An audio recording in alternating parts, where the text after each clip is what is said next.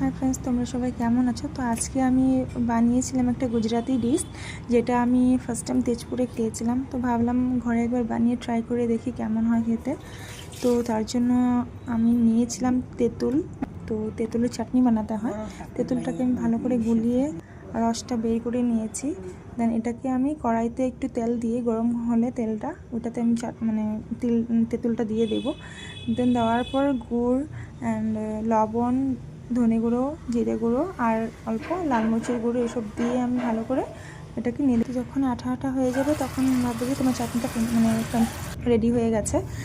তারপর আমি তো গরম কড়াইতে আমি জিরে গুঁড়ো, ধনে গুঁড়ো, লবণ আর ওই তেঁতুলের চাটনিটা দিয়ে ভালো করে এই চাটনিটা দিয়ে আমি এটাকে একটু হালকা জল দিয়ে ভালো করে লাগিয়ে নেব।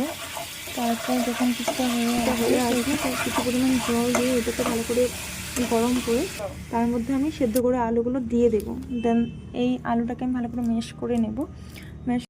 যখন আলুটা হয়ে যাবে তখন কড়াই থেকে নিজে নিজেই আলুটা ছেড়ে দেবে, নিচের থেকে লেগে ধরবে না কড়াইতে। তো ভাববে যে তোমার আলুর মশলা রেডি হয়ে গেছে। তো তারপর আমি বনগুলোকে কেটে নিয়েছি, কেটে নিয়ে তেঁতুলের যে চাটনিটা বানিয়েছিলাম সেটা দিয়ে আমি ভালো করে এখানে লাগিয়ে দিলাম। লাগানোর পর এখানে আমি ওই আলুর যে চাটনিটা বানিয়েছিলাম সেটাকে আমি অল্প ওইখানে দিয়ে দেব। খানিকটা দেওয়ার পর এখানে ভুজিয়া দিতে হবে, বাদাম। তো একটা একটা করে আমি ভুজিয়া আর কাঁচা পেঁয়াজ আর সাথে বাদাম সব কিছু আমি ভালো করে দিয়ে দিলাম। দিয়ে এটাকে আমি বন্ধ করব, ভালো করে বন্ধ করে কিছু ভুজিয়া এক্সট্রা করে নেব, নিয়ে ওটার মধ্যে সাইডটাকে ভুজিয়ে দিয়ে ড্যাপ করে দিতে হবে। তারপর এটাকে বাটার দিয়ে তাওয়াতে ফ্রাই করতে হবে। তো যখনই আমি ফ্রি থাকি এরকম নতুন নতুন ডিশ বানিয়ে ঘরে ট্রাই করে আমি দেখি কেমন হয়, আর খেতেও খুব টেস্ট হয়। আর বাকি আমার প্রায় হয়ে গেছে বানানো।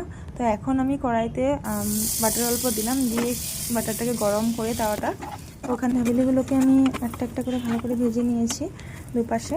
তো ফাইনালি আমার দাবেলি রেডি হয়ে গেছে। তো তোমরা এরকম নতুন নতুন ডিশ বানিয়ে ট্রাই করে দেখো, ঘরে খুব টেস্টি হয় খেতে। Thank you.